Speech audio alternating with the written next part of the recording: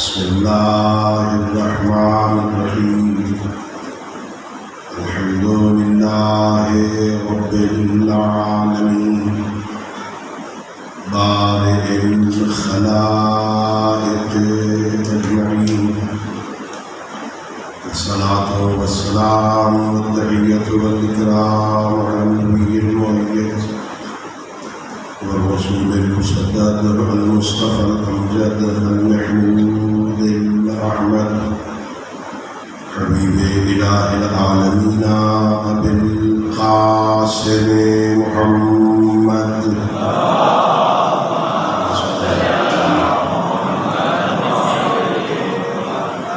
وعلى أهل بيته الطيبين الطاهرين المعصومين الغر الميامين الذين قال الله تعالى في شأنهم إنما يريد الله ليذهب عنكم الرجس أهل البيت ويطهركم تطهيرا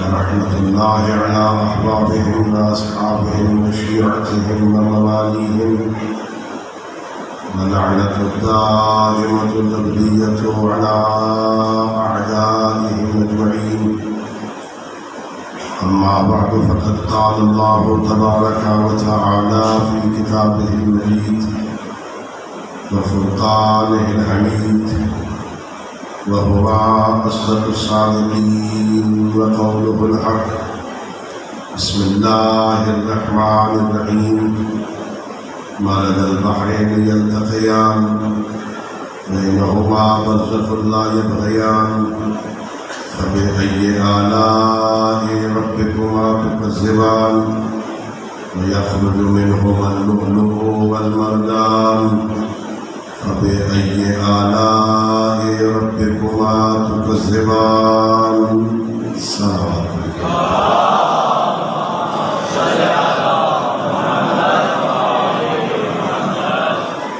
اللہ رب العزت بحق محمد وعلى محمد علیہ السلام ہم سب کی اس عبادت کو اپنی بارگاہ میں قبول فرمائے خالق لم يزل الله يزال بحق ائمہ الہدی علیہ السلام اس مجلس کو، اس ذکر کو، اس موعظہ کو، اس عزاداری کو ہماری ہم سب کے مرحومین تمام شہدائے ملت اور ان مجالس کا اہتمام کرنے والے مرحومین کی بخشش کا ذریعہ قرار دیا۔ اللہ رب العزت تمام بیمار مومنین اور بالاخص سید شاہین اقبال مریض خالق کائنات امام حسن علیہ السلام کے صدقے میں سب کو صحت کاملہ عطا فرمائے اور ہم سب کو اپنے معصوم حاکموں کی سیرت طیبہ کو سمجھنے اور اس پر عمل کرنے کی توفیق عطا فرمائے۔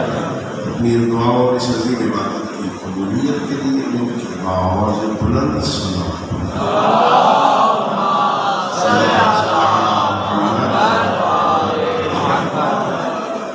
میرے محترم معزز اور مکرم سامعین، اللہ رب العزت کا لاکھ لاکھ شکر ہے کہ ذات حقیقت میں اس کریم اللہ نے، مہربان خالق نے، رحمان و رحیم پروردگار نے اس عارضی اور فانی دنیا میں ہمیں کامیاب، باوقار، باعزت اور سربلند زندگی گزارنے کے لیے سید الانبیاء کی رحلت کے بعد آل محمد جیسے عظیم رحمت عطا فرمائے۔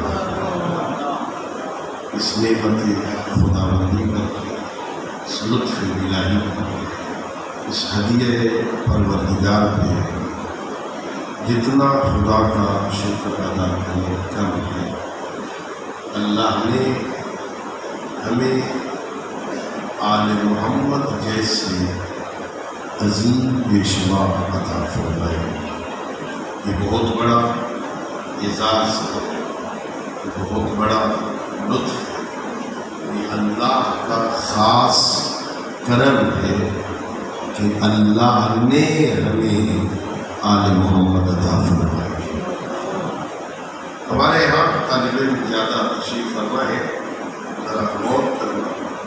ہمارے یہاں ایک بہت مشہور روایت ہے جو مجالس میں بیان کی جاتی ہے، اولنا محمد، آخرنا محمد، اوسطنا محمد، بل کلنا محمد۔ ہمارا پہلا بھی محمد، ہمارا آخری بھی محمد، ہمارا درمیان والا بھی محمد، بلکہ سارے کے سارے محمد۔ آپ نے طلبہ کرام نے اپنی کتابوں میں پڑھا، جب کسی ایک شے کو دوسری شے کے ساتھ تشبیہ دیتے ہیں، تو تشبیہ کے لیے عربی زبان میں، عربی گرامر میں مخصوص حروف سے استفادہ کیا جاتا ہے۔ جیسے آپ نے پڑھا حروف جارہ میں کہ کاف تشبیہ کے لیے آتا ہے، ایک مشبہ ہوتا ہے، ایک مشبہ بہی ہوتا ہے، ایک درمیان میں وجہ شبہ ہوتی ہے۔ ایک شے کو تشبیہ دی جا رہی ہے، ایک جس کے ساتھ تشبیہ دی جا رہی ہے، اور اسے اس کے ساتھ کیوں تشبیہ دے رہے ہیں، وہ وجہ شبہ ہے۔ ہمارے یہاں مشہور مثال ساری کتابوں میں چلتی ہے، زید کالاسد، زید شیر کی طرح ہے۔ جہاں کسی شے کو دوسری شے کے ساتھ تشبیہ دیتے ہیں تو ضروری نہیں ہوتا کہ مشبہ بہی کے ساتھ ساری صفات میں مشترک ہو۔ وہ کسی ایک شے میں مشابہت ہوتی ہے، ساری صفات میں مشابہت نہیں ہوتی۔ بات ذرا عام عزیزوں دوستوں کے لیے مشکل ہے، طالب علموں کے لیے آسان ہے۔ جب ہم کہتے ہیں زید کالاسد، تو اس کا معنی یہ نہیں ہوتا کہ زید شیر کے ساتھ اس کی ساری صفات میں شیر جیسا ہے، ایسا نہیں ہوتا۔ شیر کے منہ سے بو آتی ہے، زید کے منہ سے بو نہیں آتی۔ شیر 4 ٹانگوں والا ہوتا ہے، زید 2 ٹانگوں والا ہے۔ شیر شکار کر کے کچا گوشت کھاتا ہے، زید نہیں کھاتا ہے۔ زید شیر کے ساتھ صرف ایک صفت میں شریک ہے، اور وہ ہے شجاعت، بہادری، نڈر، بے باک، بڑا دلیر۔ جس طرح شیر دلیر ہے اسی طرح زید بھی دلیر ہے۔ جہاں کسی ایک شے کو دوسری شے کے ساتھ تشبیہ دیتے ہیں تو وہ کسی ایک وجہ میں مشابہت رکھتے ہیں، ساری صفات میں شریک نہیں ہوتے۔ ایک مشکل تمہید تھی، شاید میں پہنچا سکا۔ یہاں معصوم نے یہ نہیں کہا اولنا کل محمد، یہ نہیں کہا اولنا کا محمد، آخرنا کا محمد، اوسطنا کا محمد۔ پہلا محمد کی طرح ہے، آخری محمد کی طرح ہے، درمیانہ محمد جیسی طرح ہے، سارے کے سارے محمد کی طرح ہے۔ اگر حرف تشبیہ سے استفادہ کیا گیا ہوتا تو اس کا معنی یہ ہوتا کہ پہلا، آخری، درمیانہ، سارے کے سارے کسی ایک شے میں محمد کے ساتھ شریک ہیں، کسی ایک صفت میں محمد جیسے ہیں، کسی ایک کمال میں محمد جیسے ہیں۔ یہاں یہ نہیں کہا اولنا کا محمد آخرنا کا محمد، بلکہ فرمایا اولنا محمد، پہلا محمد ہے، آخری محمد ہے، درمیانہ محمد ہے، سارے کے سارے محمد ہیں۔ یعنی جتنے کمالات اللہ نے اپنے نبی کو عطا کیے تھے، وہ سارے کمالات اللہ نے میرے علی سے لے کے مہدی تک کو عطا کیے۔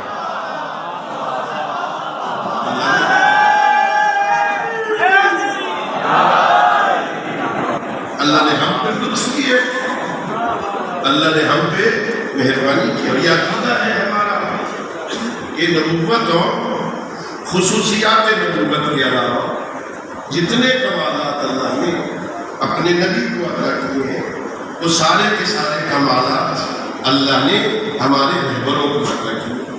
سید الانبیاء خاتم الانبیاء ہے، خاتم المرسلین ہے، ان کے بعد نبی کوئی نہیں، ان کے بعد رسول کوئی نہیں، لیکن باب نبوت بند ہوا ہے، باب رسالت بند ہوا ہے، باب ہدایت بند نہیں ہوا ہے، باب امامت بند نہیں ہوا ہے۔ ختم نبوت ہمارا عقیدہ ختم نبوت دلیل امامت ہے، اور عقیدہ امامت دلیل ختم نبوت ہے۔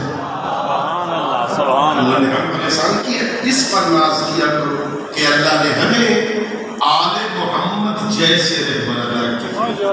میں عرض کروں کتنا بڑا ناز کرے وہ بندہ جسے اللہ نے ایسے رہبر عطا کیے ہو کہ جیسی شکل پیغمبر کی ہے ویسی شکل حسن کی ہے۔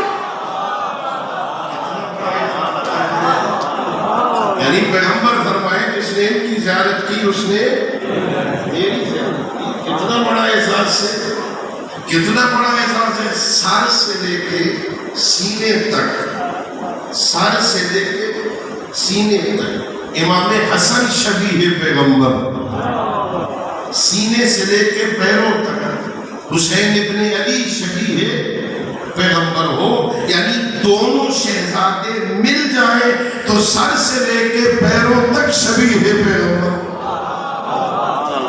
حسن بولے تو لگے پیغمبر بول رہا ہے، حسین چلے تو لگے پیغمبر چل رہے ہیں۔ اللہ نے تجھے کیسے عظیم رہبر عطا کیا۔ اور میں یہاں کئی مجالس میں یہ بات عرض کر چکا ہوں، خدا غریب کی رحمت فرمائے علامہ سید علی نقی نقل رحمت اللہ علیہ، جو زمانے میں ہم یہاں پڑھتے تھے اس زمانے میں ہم نے ان سے یہ جملہ سنا تھا۔ وہ فرماتے تھے کہ یہ انجینئرز نے جو آئینے بنائے ہیں، یہ آئینے جو صبح صبح آپ دیکھتے ہیں آئینہ، یہ دنیا کے انجینئرز کا بنایا ہوا آئینہ بندے کے جسم کی تصویر دیتا ہے، کردار نہیں بتاتا۔ آئینے کے سامنے کھڑے ہو جاؤ، تصویر آئے گی چہرے کی، بدن کی، کہاں داغ لگا ہوا ہے، کہاں کچھ ہے اڑی ہوئی ہے، کیسے اسے صاف کرنا ہے، یہ بدن کی تصویر دے گا، کردار نہیں بتائے گا کہ یہ آئینہ دیکھنے والے کے اندر کیا ہے، اس نے کل کرنا کیا ہے، اس کا ماضی کیسا ہے، اس کا حال کیسا ہے، اس کا مستقبل کیسا ہے۔ دنیا کے بنائے ہوئے آئینے بندوں کے شکل کی تصویر دیتے ہیں، کردار نہیں بتاتے۔ شیو ناز کرو، اللہ نے تمہیں پیغمبر کے بعد 12 ایسے معصوم آئینے دیے ہیں جو محمد کی تصویر بھی دکھاتے ہیں، کردار بھی بتاتے ہیں۔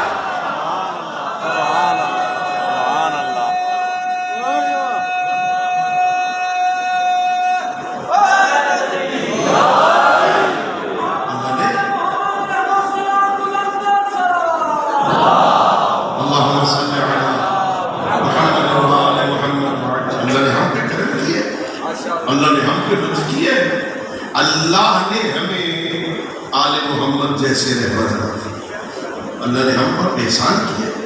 اللہ نے دیکھیے چونکہ دو مناسبتیں ابھی جعفری صاحب بیان فرما رہے تھے نا، آج بہت بڑی دو مناسبتیں ہیں نا۔ اللہ کا ہم پہ کرم کیا ہے، کبھی کبھی تنہائی میں بیٹھ کے اللہ کی اس نعمت پر اس کا یوں شکر ادا کیا کرو نا کہ اللہ نے ہمیں نبی دیا تو نبیوں کا سردار، اللہ نے امام دیا تو ولیوں کا سردار، اللہ نے بیوی عطا کی تو کائنات کی عورتوں کی سردار، اللہ نے شہزادے عطا کیے تو جوانان جنت کے سردار۔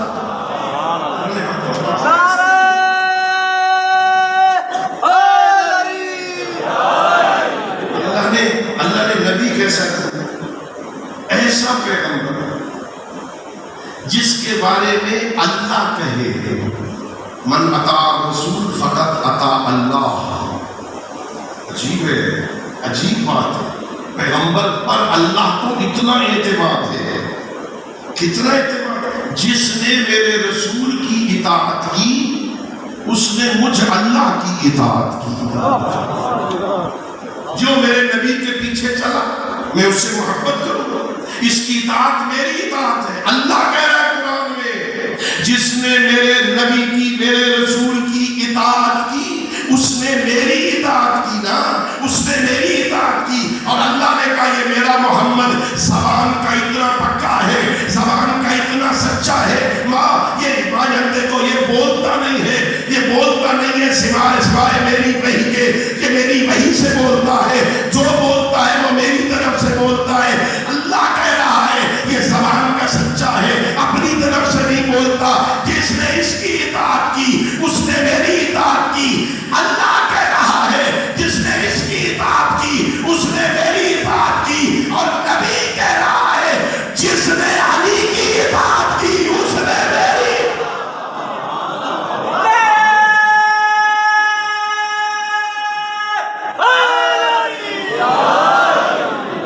اور پھر آپ تو جانتے ہیں منطق پڑھتے ہیں نا، درمیان سے حد اوسط گر جائے گی تو بات وہاں تک پہنچے گی۔ درمیان میں اللہ کہہ رہا ہے جس نے میرے رسول کی اطاعت کی اس نے میری اطاعت کی، رسول کہہ رہا ہے جس نے میری اطاعت کی، جس نے علی کی اطاعت کی اس نے میری اطاعت کی۔ درمیان سے حد اوسط گرا دو، نتیجہ نکلے گا جس نے علی کی بات مانی ہے اس نے اللہ کی بات مانی، اور ان کی بات بڑی محکم ہے۔ غور کیجئے قرآن میں اللہ حکم دے رہا ہے میرے اہل بیت، اللہ نے جن اہل بیت کا دامن ہمارے ہاتھ میں دیا ہے ان کے بارے میں وہ اتنے ہی واجب الاطاعت ہیں جتنا محمد عربی واجب الاطاعت ہے۔ اس کی بات اتنی محکم ہے جتنی سید الانبیاء کی بات محکم ہے۔ اللہ قرآن میں کہتا ہے اطیعوا اللہ و اطیعوا الرسول و اولی الامر منکم۔ اب طالب علم ہے نا بہتر سمجھیں گے، اللہ نے دو اطاعتوں کا ذکر کیا، اطیعوا اللہ، اللہ کی اطاعت کرو، وَأَطِيعُوا الرَّسُولَ اور رسول کی اطاعت کرو، وَأُولِي الْأَمْرِ مِنْكُمْ۔ اطیعوا تیسری مرتبہ ذکر نہیں کیا، اللہ کی اطاعت کرو، اللہ کے رسول کی اطاعت کرو اور اولی الامر کی اطاعت کرو۔ اطیعوا دو دفعہ ذکر ہے، اطاعت تین ہے، اللہ کی اطاعت، رسول کی اطاعت، اولی الامر کی اطاعت۔ اطیعوا کا لفظ دو دفعہ آیا، اطاعت تین ہے، ایک اللہ کی اطاعت، ایک رسول کی اطاعت، ایک اولی الامر کی اطاعت۔ لیکن اولی الامر یعنی علی سے لے کے مہدی تک کی اطاعت کو اللہ نے ذکر نہیں کیا، رسول کی اطاعت کرو، ان کی اطاعت کرو۔ ایک اطاعت کا ذکر کے تحت انسانوں کا تذکرہ بتاتا ہے، جتنی اطاعت محمد عربی کی واجب ہے اتنی اطاعت آل محمد کی واجب ہے۔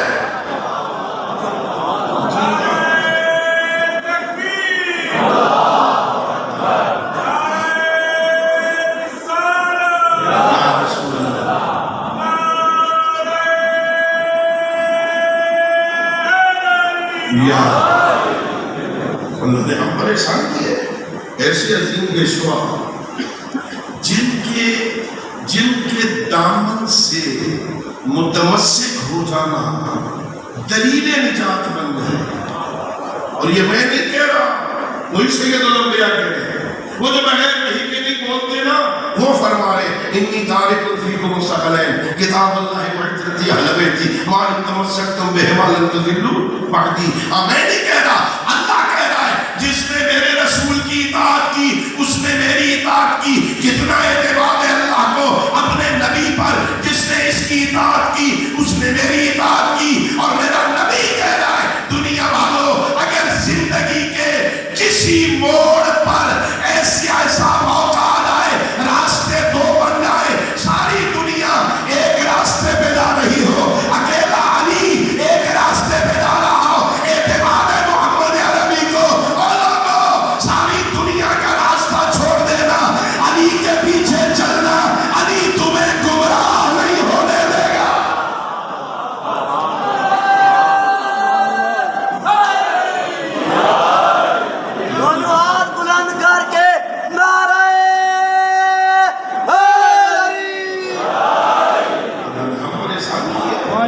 اللہ نے ہم پر احسان کیا، اللہ نے ہم پہ لطف کیا، ناز کیا کرو۔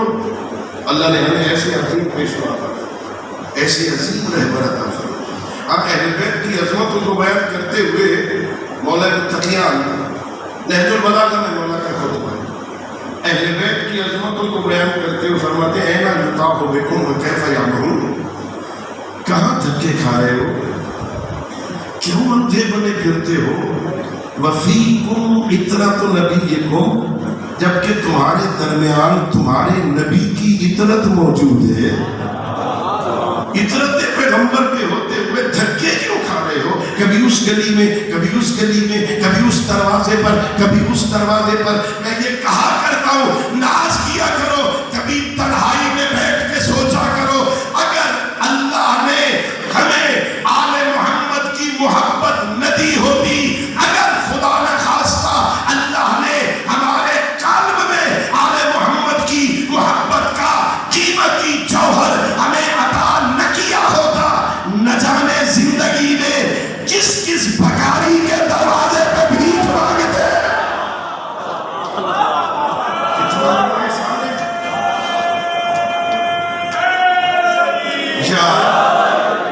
اللہ نے ہم پر احسان کیا ہے، اہم جدا ہو بے کم کیسا جاؤ، کہاں دھکے کھا رہے ہو، کیوں اندھے میں پھرتے ہو، وفیکم عطرۃ نبیکم، جبکہ تمہارے درمیان عطرت موجود ہے۔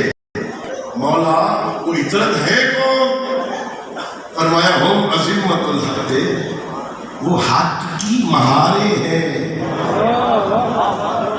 عطرت پیغمبر حق کی سارے لوگ نہیں سمجھ سکتے کہ مہار کیا ہوتی ہے، شہریوں کو کیا پتا اونٹ کیا ہوتا ہے، اس کی مہار کیا ہوتی ہے۔ یہ جو سرائکی بیٹھے ہیں نا، یہ جو جنوبی پنجاب کے لوگ بیٹھے ہیں وہ بہتر سمجھتے ہیں نا، ایک اونٹ ہوتا ہے، اس کے ناک میں جو نکیل ڈالتے ہیں نا اسے مہار کہتے ہیں۔ وہ مہار اتنی اہمیت رکھتی ہے، جتنا بڑا جانور اونٹ ہو نا، جدھر جدھر مہار جائے ادھر ادھر اونٹ جاتا ہے۔ علی عربیوں میں خطبہ دے رہے تھے، عربی اونٹ کو بھی جانتے تھے، مہار کی اہمیت کو بھی جانتے تھے۔ فرمایا سنو، عطرت پیغمبر حق کی مہاریں ہیں، جدھر جدھر عطرت جاتی ہے ادھر ادھر حق جاتا ہے۔ جدھر جدھر عطرت جائے ادھر ادھر حق جاتا ہے۔ عطرت پیغمبر آگے آگے حق، اور یہ ایک جیسا بیان ہے نا، جیسا پیغمبر نے کہا تھا الحق مع علی وعلی مع الحق، حق علی کے ساتھ۔ علی، میں طالب علم مجالس میں کہتا ہوں اگر حدیث کا اتنا جملہ صرف ہوتا کہ علی حق کے ساتھ اور علی کے ساتھ، عظمت علی کا پتہ نہ چلتا۔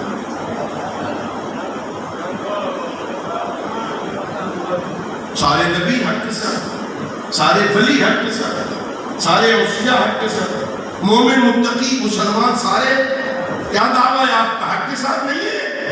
آپ سارے حق کے ساتھ ہیں نا، علی بھی حق کے ساتھ۔ امتیاز نہ ہوگا اس سے اگلے جملے میں جہاں پیغمبر نے اپنے ہاتھوں کو اٹھا کے کہا اللہم عدل الحق ہے سما دارا علی، اور میرے کریم اللہ حق کو ادھر پھیر دے جدھر علی پھر جائے۔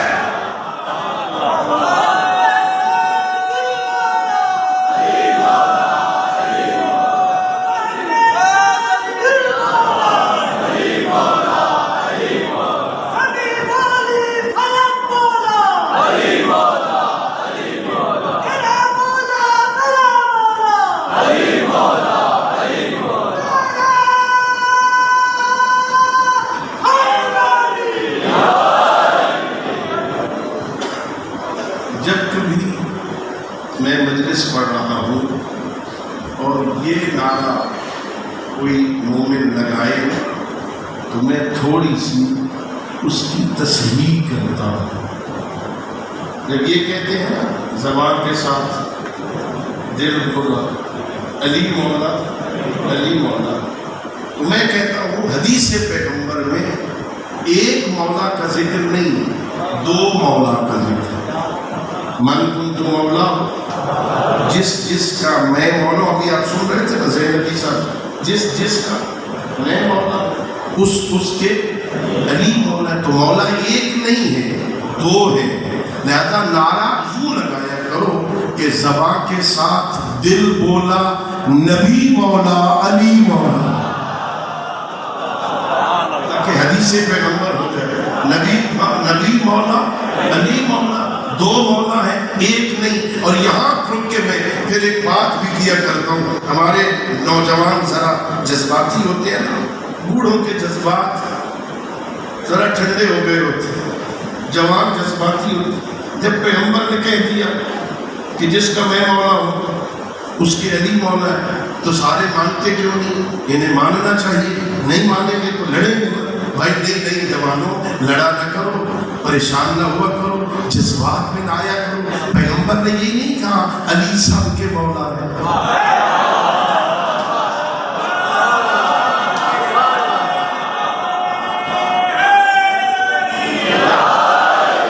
اگر پیغمبر نے کہا ہوتا علی سب کے مولا ہے اور کوئی نہ مانتا تو تمہیں لڑنا چاہیے تھا، تمہیں پریشان ہونا چاہیے تھا. مانو کیوں نہیں مانتے؟ جب پیغمبر نے کہہ دیا علی سب کے ہیں، علی سب کا نہیں ہے. پیغمبر نے کہا مالکم تو مولا ہو، فہذا علی مولا، اور جس کا میں ہوں اس کا علی ہے.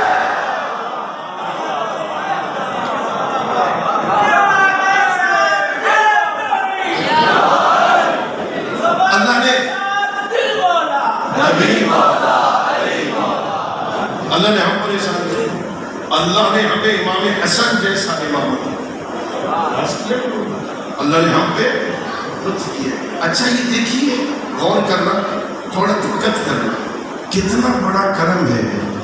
ہم نے کسی امام کو ہم نے امام نہیں بنایا.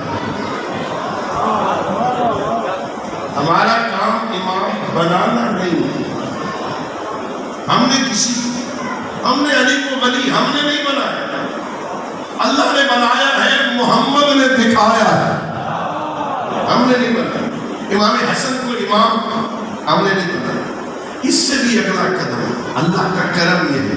ذرا غور کرو نا، ہمارے ہاں مومنین کے ہاں جب کوئی بچہ پیدا ہوتا ہے تو وہ فون کرتے ہیں کہ بلا اللہ نے بیٹا عطا کیا ہے، کوئی اچھا سا نام بتاؤ. ایسا ہوتا ہے. ہم کیا کہتے ہیں؟ اچھا اس بچے کا نام محمد رکھ لیں. قطبلا، یہ 1400 سال کا پرانا نام. علی رکھ لو، رشتہ داروں میں بہت سارے ہیں. اچھا اگر کوئی نام رکھ لینا، پھر وہ ساری زندگی اپنے رشتہ داروں کو بتاتا پھرتا ہے کہ میرے اس بیٹے کا نام فلاں عالم نے رکھا تھا، ہمارے اس بیٹے کا نام فلاں پیر صاحب نے رکھا تھا. جس رات یہ پیدا ہوا نا، عالم ہمارے گھر آئے ہوئے تھے، پیر صاحب ہمارے محلے میں آئے ہوئے تھے، انہوں نے اس کا نام رکھا. بڑا اچھا، خوش نصیب ہے، اتنے بڑے عالم نے نام رکھا. ذرا غور کرنا، تیرے اور میرے بچے کا نام کوئی عالم رکھ دے، ہم ساری زندگی ناز کرتے ہیں، تو ناز کر. تیرے علی سے لے کے مہدی تک کے نام بندوں نے نہیں رکھے، اللہ نے رکھے. اللہ جسے علی کہے، اللہ جسے حسن کہے، اللہ جسے حسین کہے، وہ کتنے خوبصورت ہو گئے. بھائی سنو، اگلے دن بیٹھے ہو. حسن کا معنی کیا ہے؟ خوبصورت.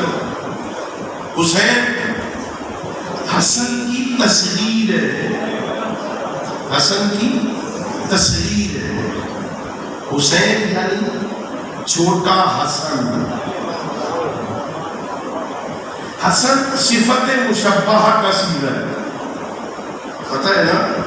صفت مشبہہ صفت ثبوتی ہوتی ہے، اس میں فاعل صفت حدوثی ہوتی ہے، آتی ہے ختم ہو جاتی ہے. ضارب جب تک مار رہا ہے ضارب ہے، پہلے ظالم نہیں تھا، مارنا چھوڑ دیا تو ظالم نہیں ہے. صفت حدوثی ہے، صفت ثبوتی الگ نہیں ہوتی. حسن صفت مشبہ ہے، صفت ثبوتی ہے، یعنی جب تک یہ رہے گا حسن حسن رہے گا، اس کی خوبصورتی ختم نہیں ہوگی. لیکن حسن خوبصورت، حسین چھوٹا خوبصورت. رجل رجیل اس کی تصغیر ہے، چھوٹا بندہ، چھوٹے قد والا جیسے اسے عربی میں رجیل کہتے ہیں. حسین یعنی چھوٹا حسن. اگر میں سمجھا سکا تو اب غور کرنا، میں پیغام دے رہا ہوں بہت دور تک سوشل میڈیا پہ شاید یہ پیغام چلا جائے، توجہ کرنا. حسین ابن علی نے 26 رجب کو ولید کے دربار میں ایک کلیہ دیا تھا. سن مجھ سے بیعت مانگنے والے سن، مصری لا یبایع مثلا. یہ نہیں کہا میں حسین یزید کی بیعت نہیں کرتا، یہ نہیں کہا، بلکہ کہا مجھ جیسا اس جیسے کی بیعت نہیں کرے گا. حسین چھوٹے حسن کو کہتے، حسن بڑے حسین کو کہتے.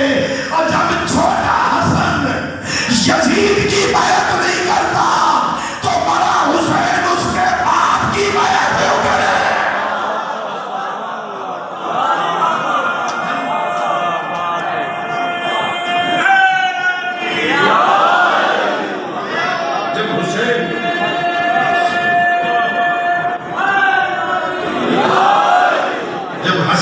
حسین یزید کی بیعت نہیں کرتا تو حسن کسی اور کی بیعت کیوں کرے؟ نہیں. الحسن والحسین سیدہ شباب اہل الجنہ. پیغمبر نے فرمایا حسن و حسین جوانان جنت کے سردار ہیں. وابوہما خیر منہما، ان کے باپ ان سے بہتر ہے. حسن و حسین جوانان جنت کے سردار ہیں، ان کا باپ ان سے بہتر ہے. حسن و حسین جوانان جنت کے سردار ہیں. جب شہزادے کسی کی بیعت نہیں کرتے تو ان کا باپ کسی کی بیعت کیوں کرے؟ اللہ نے تمہیں ایسے عظیم رحمت، اللہ نے تمہیں ایسے حسن جیسا امام عطا کیا، حسن جیسا پیشوا عطا کیا اللہ نے. حسین اللہ نے ہم پہ کرم کیا ہے، اہل بیت عطا کیا. جتنا علم اللہ نے اپنے نبی کو دیا اتنا علم اللہ نے ہمارے رہبروں کو دیا. پیغمبر اکرام اسلام مسجد نبوی میں تشریف فرما. ایک سائل آ گیا، یا رسول اللہ صلی اللہ علیہ وسلم مجھے کچھ سوال پوچھنے. پیغمبر نے فرمایا میں جواب دوں یا میرا بیٹا حسن دے دے؟ کہنے لگا مولا ہمیں جواب چاہیے، آپ دیں یا امام حسن. حسن کا ہاتھ تھام لو، ادھر بیٹھ کے سوال اپنے سوال پوچھو. اس نے امام حسن کا ہاتھ پکڑا، مسجد نبوی کے کونے میں لے گیا. کچھ دیر سوال جواب ہوتا رہا، جواب ہو گیا مکمل. اٹھا امام حسن کا ہاتھ تھاما، بارگاہ نبوت میں آیا. امام حسن کو چھوڑا، السلام علیکم یا رسول اللہ، میں جا رہا ہوں. پیغمبر نے کہا ذرا رک جا، بتا مطمئن جا رہا ہے؟ کہ یا رسول اللہ تیری نبوت کی قسم، جتنا آپ سے جواب پا کے مطمئن ہوتا تھا اتنا ہی حسن سے مطمئن جا رہا. پتا چلا جو جتنا علم نبوت کا ہے اتنا علم امامت کا ہے.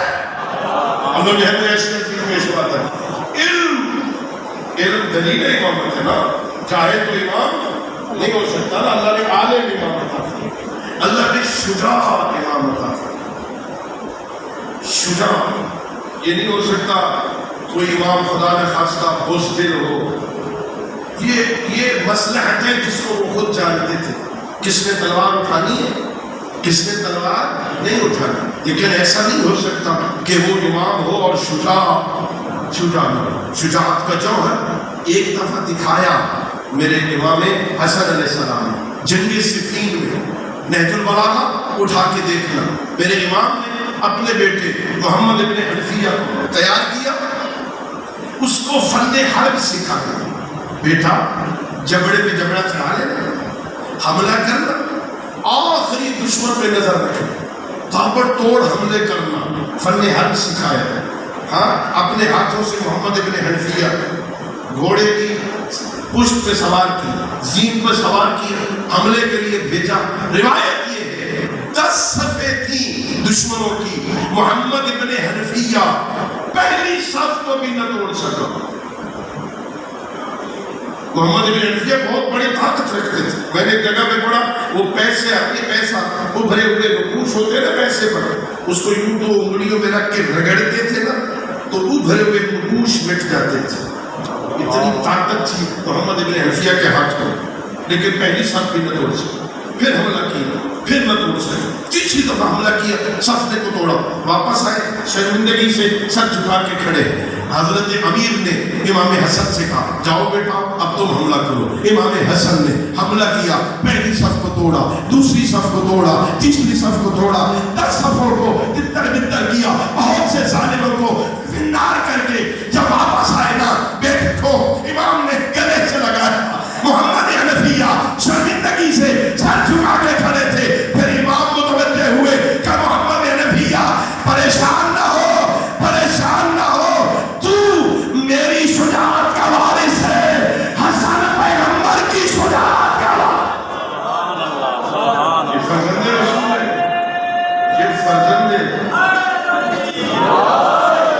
یہ فرزند رسول۔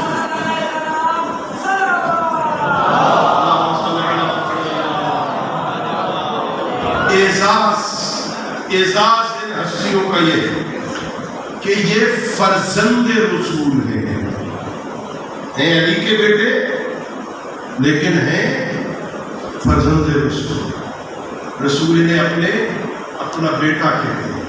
قرآن نے آیت مباہلہ نص سے اصلین کریمین کے فرزند رسول ہونے قل تعالوا ندعو ابناءنا وابناءکم ونساءنا ونساءکم وانفسنا وانفسکم، تم اپنے بیٹوں کو بلاؤ، ہم اپنے بیٹوں کو بلاتے ہیں۔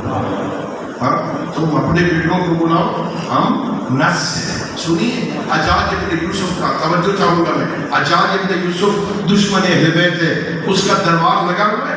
اس نے عید والے دن اپنے ساتھیوں سے کہا آج عید کا دن ہے، کوئی شیعہ بتاؤ اسے قتل کر کے عید مناؤں۔ درباریوں نے کہا تیرے زندان میں سعید ابن جبیر موجود ہے نا، اسے لے اسے قتل کرو، شیعہ قتل کر کے عید مناؤ۔ اس نے سعید کو بلایا دربار میں، پہلا حملہ کیا کہ تو شکی ہے؟ سعید نے کہا نہیں، میری ماں نے میرا نام سعید رکھا تھا، میں سعید ہوں۔ کہا اچھا ادھر تمہارا عقیدہ یہ ہے کہ حسنین کریمین فرزند رسول ہے، قرآن کی کوئی آیت سنا جو دلالت کرے کہ حسن و حسین فرزند رسول ہے، لیکن یاد رکھنا صحیح آیت مباہلہ نہیں سنوں گا۔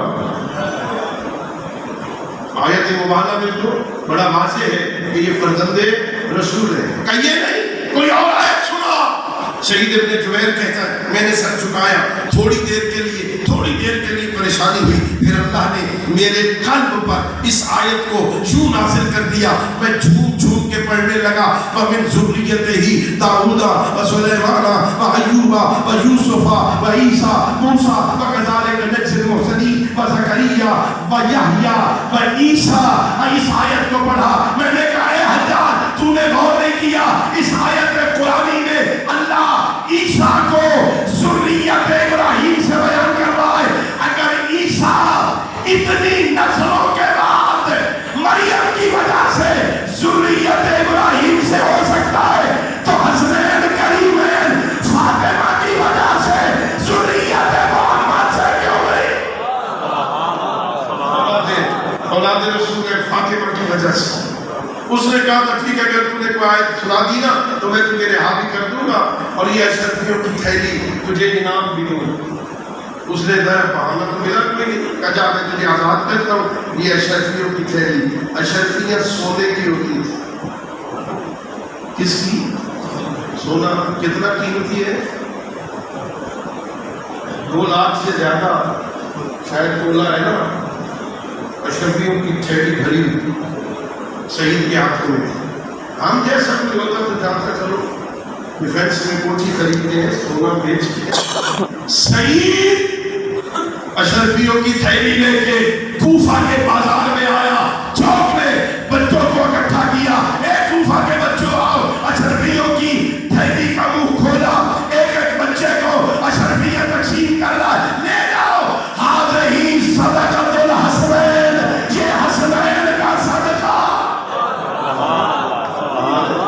اللہ نے ایسے عظیم بے شمار عطا فرمائے جو فرزند رسول ہیں. شجاع ہیں, حلیم ہیں, عالم ہیں اور بہترین مربی ہیں. وقت تمام ہو رہا ہے, صرف پیغام دے ہوئے آج کی مجلس. مربی مومن کی ذمہ داریوں میں قرآن کہتا ہے مومن کی ذمہ داری صرف یہ نہیں ہے اکیلا جنت چلا جائے. اکیلا جنت جانا کمال نہیں. اللہ قرآن میں کہتا ہے یا ایھا الذین آمنوا قوا انفسکم واہلیکم نارا وقودھا الناس والحجارہ. اے کلمہ پڑھنے والوں مومنو, اپنے آپ کو بھی جہنم سے بچاؤ, اپنے گھر والوں کو بھی جہنم سے بچاؤ.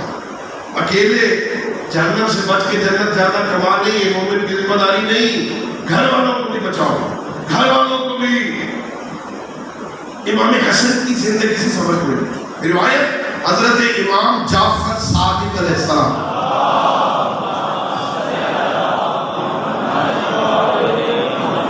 امام صادق علیہ السلام سے روایت. امام فرماتے توجہ کرنا, قیامت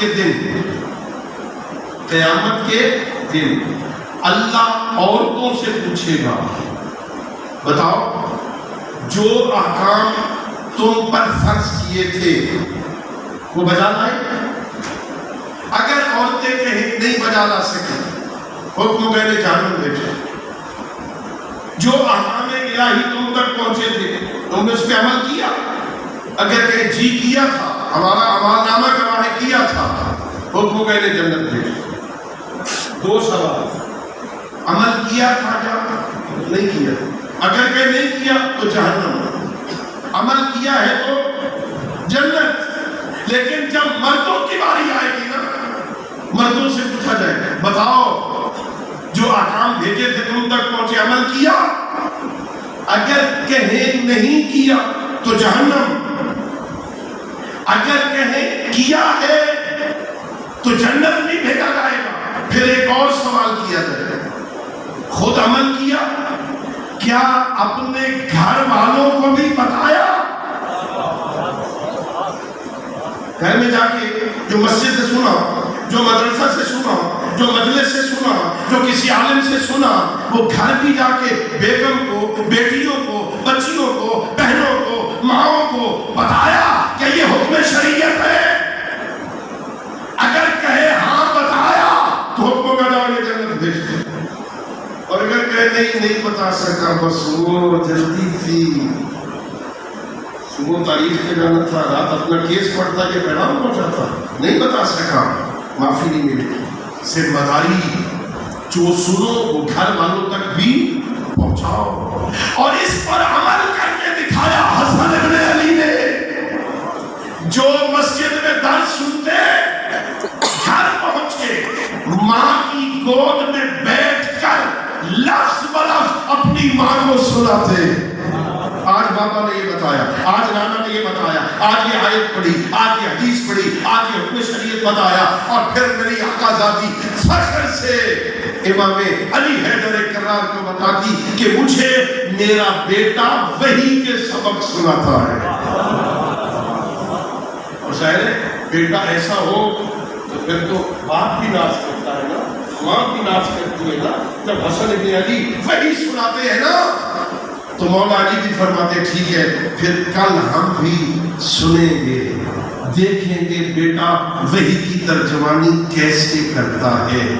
دوسرے دن ذرا درس ختم ہوا، تیز قدم اٹھاتے ہوئے امام حسن سے پہلے گھر آ گئے، ایک پردے کے پیچھے چھپ گئے۔ واہ تہذیب آل محمد ہے نا، کیا معرفت آل محمد ہے نا، کیا کمالات اللہ نے عطا کیے نا۔ حسن بن علی آئے، اپنی ماں کی گردن میں باہیں ڈالی، اپنی ماں کی گود میں بیٹھے، اب حدیث سنانا شروع کی۔ جیسے حدیث پڑھی زبان میں تھوڑی سی سکونت ہوئی، چاروں طرف دیکھ کے کہا یا اماں، اے اماں جان، قد تلج لجا لسانی لعلی سیدی جرانی، اور میری زبان میں لکنت ہو رہی ہے، لگتا ہے کہیں بابا دیکھ رہے ہیں۔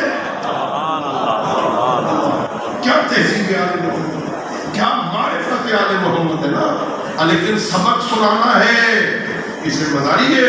امام حسن بتا رہے جو سن کے جاؤ نا اسے اپنے تک محفوظ نہ رکھو، اسے گھر بتاؤ، بیٹیوں کو بٹھاؤ، بہنوں کو بٹھاؤ، گھر والوں کو بٹھاؤ، انہیں بتاؤ یہ واجب ہے، یہ حرام ہے، یہ کرنا ہے، یہ نہیں کرنا ہے، یہ ضروری ہے، یہ ضروری نہیں ہے۔ بتا دینا تمہاری ذمہ داری ہے، عمل کروانا تمہاری ذمہ داری نہیں۔ بتا دی ہم نے اپنی ذمہ بھلا وما علینا الا بھلا، ہم تو ہماری ذمہ داری پہنچانا ہے، پہنچاؤ۔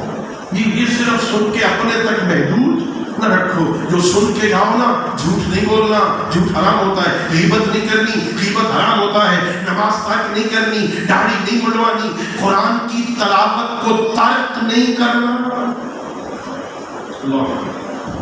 میں آج پڑھ رہا تھا ایک جگہ پر، ابھی صبح بیٹھا ہوا جو مطالعہ کر رہا تھا تو میں نے پڑھا کہ یہ جب آئینہ گندا ہوتا ہے نا، آئینہ جس میں تصویر دیکھنی ہو وہ گندا ہو تو کیا کرتے ہیں؟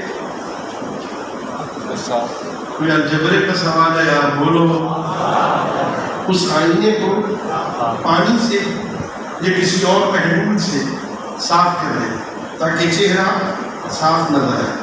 وہ لکھتے ہیں اگر آئینہ گندا ہو جائے تو اسے پانی یا محلول سے صاف کرتے ہیں تاکہ چہرہ صاف نظر آئے۔ اور اگر فکر میں، عقیدے میں انحراف ہو جائے نا تو پھر قرآن کی تلاوت کیا کرو۔ فکری انحراف، عقیدتی انحراف قرآن کی تلاوت سے ختم ہوتا ہے۔ قرآن بتائے گا کسے ماننا ہے، قرآن بتائے گا کیسے ماننا ہے، قرآن بتائے گا کیا کرنا ہے، قرآن بتائے گا کیا نہیں کرنا۔ لیکن اگر قرآن سمجھ نہ آئے، ظاہر وہ عربی ہے، وہ بڑی فصیح و بلیغ زبان ہے، سمجھ نہ آئے، اپنی مرضی کے ترجمے نہ کرنا، قرآن اٹھا لینا، علی کے دروازے پہ آ جانا۔ آل محمد سے پوچھنا اس آیت سے مراد وہ تمہیں بتائیں گے۔ وہ کہتے ہم سے پوچھو، علی فرماتے ہم سے پوچھو۔ اس قرآن میں ناسخ بھی ہے، منسوخ بھی ہے، محکم بھی ہے، متشابہ بھی ہے، خاص بھی ہے، عام بھی ہے، مجمل بھی ہے، مبین بھی ہے، اور اس میں بہت سارے پہلو ہیں، بہت سارے باطن ہیں۔ علی سے پوچھو، علی بہتر جانتا ہے۔ الا قرآن ناطق، میں قرآن ناطق ہوں، میں بہتر جانتا ہوں کون سی آیت دن میں اتری، کون سی رات میں اتری، کون سی غاروں میں اتری، کون سی پہاڑوں میں اتری، کون سی کس کی شان میں اتری۔ شیعہ ناز کیا کرو، میں زحمت تمام کروں نا، آج کل تو سوشل میڈیا بہت فاسٹ ہے نا، ناز کرو۔ اللہ نے آل محمد جیسے رہبر عطا کیے ہیں نا۔ آج تو ہمارے اہل سنت علماء کرام، دوست، ہمارے بھائی، ہمارے بڑے بھائی سوشل میڈیا پہ بیٹھ کر یہ الگ اعلان اقرار کر رہے ہیں کہ قرآن مجید کی 600 آیتیں علی کی شان میں نازل ہوئی۔ کل ہم صرف کہتے تھے نا، آج وہ بھی تسلیم کر رہے ہیں 600 آیتیں ان کی شان میں نازل۔ جتنی آیتیں اہل بیت کے فضائل میں آئیں ان کا شان نزول اس وقت تک مکمل نہیں ہوتا جب تک ان میں حسن مجتبی نہ آئے۔ اللہ نے بڑی عزت عطا کی، اللہ نے بڑا مقام عطا کیا۔ آج 28 سفر ہے نا، آج 2 جنازے اٹھے ہیں زہرا کے گھر سے۔ اللہ بہت بڑی مصیبت کا دن ہے نا، دو جنازے، آج زہرا یتیم بھی ہوئی، آج زہرا کی گود بھی اجڑی، بابا کا سایہ بھی سر سے اٹھا، حسن مجتبیٰ کی شہادت ہوئی۔ عزیزو، باپ ہو محمد عربی جیسا، بیٹی ہو فاطمہ الزہرا جیسی، کتنی محبت ہے باپ کو بیٹی سے، بیٹی کو باپ سے۔ جب کبھی پیغمبر مدینہ سے باہر جاتے تھے نا، سب سے آخر میں بیوی کے گھر جاتے، وہاں سے مل کے زہرا کو الوداع کر کے سفر پہ جاتے، اور جب واپس پلٹتے تھے سب سے پہلے بیٹی کے گھر جاتے۔ میں نے پڑھا روایتوں میں، جب جناب سیدہ کے گھر میں آتے تو بیوی اپنی باہیں پھیلاتی تھی، اپنے بابا کو اپنے سینے سے لگاتی تھی، پھر زمین پہ بیٹھ جاتی زہرا، اپنی گود میں بابا کا سر رکھتی، سر سے سفر کی مٹی جھاڑ جھاڑ کے پوچھتی، بابا کہیں تکلیف تو نہیں؟ اجرکم اللہ، اجرکم اللہ، کتنی محبت ہے۔ جب یہی زہرا باپ کے گھر میں آتی نا تو تمام علماء نے لکھا ہے پیغمبر کھڑے ہو جاتے تھے، آگے بڑھتے تھے، مرحبا کہتے تھے، ہاتھوں کو چومتے تھے، پیشانی پہ بوسہ دیتے تھے، اپنی جگہ پر بٹھاتے تھے، اپنی مسند پہ بٹھاتے تھے۔ ایک ام المومنین نے پوچھ لیا، یا رسول اللہ کیوں اتنا اٹھتے ہو، بار بار اٹھتے ہو، 10 دفعہ بھی زہرا آئے تو اٹھتے ہیں؟ میرے آقا نے فرمایا، تجھے کس نے کہا ہے میں اپنی مرضی سے اٹھتا ہوں؟ میں زہرا کے لیے اپنی مرضی سے نہیں اٹھتا۔ جب میری زہرا اپنے گھر سے چلتی ہے نا تو اللہ کا ایک فرشتہ آ کے مجھے کہتا ہے، اے اللہ کے نبی، اللہ سلام بھی کہہ رہا ہے اور اللہ کہہ رہا ہے میری کنیز آ رہی ہے، اس کا اٹھ کے استقبال۔ اللہ اکبر، جزاکم اللہ خیرہ، اجرکم اللہ، اللہ تمہیں جزا عطا فرمائے۔ اے بی بی کی غربت میں رونے والوں نا، آج زہرا کے گھر سے جنازہ ایک بابا کا اٹھ رہا ہے، حسن مجتبیٰ کا جنازہ اٹھ رہا ہے، لیکن جب پیغمبر کا جنازہ اٹھنے کا وقت تھا نا تو لکھا ہے علماء نے، بی بی کی گود میں بابا کا سر تھا، بابا پیغمبر پر غشی طاری ہو رہی تھی۔ ایک مرتبہ دروازے پہ دق الباب ہوا، میری آقا زادی نے کہا کون ہے؟ کہا مسافر ہوں، پیغمبر سے ملنا چاہتا ہوں۔ میری آقا زادی نے کہا چلے جاؤ، میرے بابا ملنے کے قابل نہیں ہے۔ تھوڑی دیر بعد پھر دق الباب ہوا، تیسری مرتبہ جو دروازہ کھٹکانا، زہرا نے رونا شروع کیا، گرم گرم آنسو پیغمبر کے رخ انور پہ پڑے، آنکھیں کھولی، زہرا میری زندگی میں کس نے رلا دیا؟ اگا بابا دروازے پہ کوئی مسافر کھڑا ہے، 3 دفعہ میں نے کہا چلا جا، اور میرے بابا ملنے کے قابل نہیں ہے، بابا وہ واپس نہیں جاتا۔ اور پیغمبر نے کہا زہرا، اور یہ تیرے دروازے کی عظمت ہے، وہ رکا ہوا ہے جو بغیر اجازتوں کے آتا ہے، اجازت دے اسرائیل اندر آئے، میں کروں گا زہرا۔ یہ بابا کی زندگی میں یہ منظر ہے، اسرائیل رکا ہوا، وہ منظر کیسے برداشت کرے گی جب آگر لکڑیاں لے کر مسلمان دروازے پہ آ جائے؟ اونچی آواز میں بول بول کے کہے زہرا علی کو باہر نکال ورنہ گھر کو آگ لگا دے۔ اللہ اکبر، یہ منظر بھی زہرا نے دیکھا، اور پھر عزادار یہ منظر دوسرا اس سے بھی زیادہ مشکل تھا، جب میرے آقا کو زہر ہلاہل دیا گیا۔ مختلف روایتیں ہیں، بعض میں ہے 3 دفعہ، بعض میں ہے 7 دفعہ امام حسن کو مختلف مواقع پہ زہر دیا گیا، لیکن یہ جو زہر دیا یہ زہر ہلاہل تھا۔ علماء نے لکھا ہے اگر ایک قطرہ زہر ہلاہل کا دریا میں ڈال دیا جاتا، مچھلیاں تڑپ